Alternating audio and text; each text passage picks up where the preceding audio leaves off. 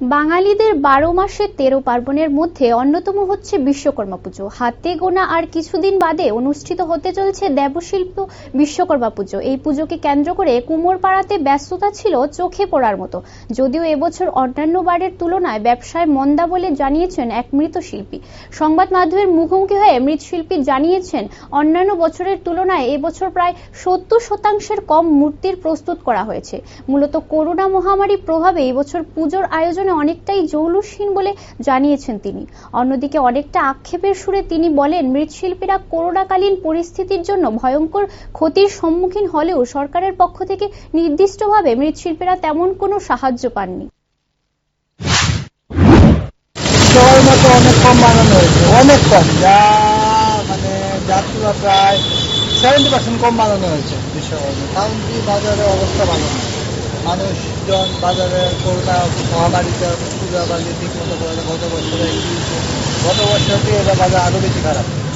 মানুষজন বাড়ির থেকে তো বেরোর বাইরে না, যার লিঙ্গা বাজার খুব খারাপ। তোমার মানে সবাই মনের মধ্যে একটা আতঙ্ক, বাইরে নিয়ে পূজা বাড়ি করলে নিয়ে করোনা হয়, একসাথে জমা হয়ে নিয়ে করোনা হয়, তা তো আছে।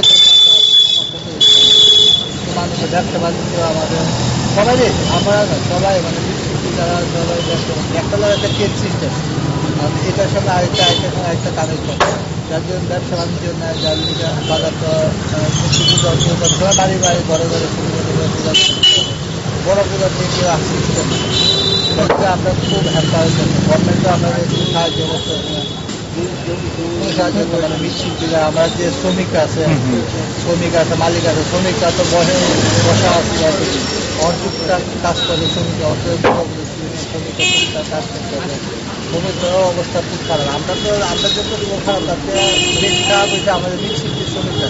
তারা তো 6 মাস ব্যবসা করে, আমরা 6 মাস কাজ, তারাও 6 মাস কাজ, আমরা সঙ্গে সঙ্গে তারাও তো জড়িত, তারাও সমস্যা।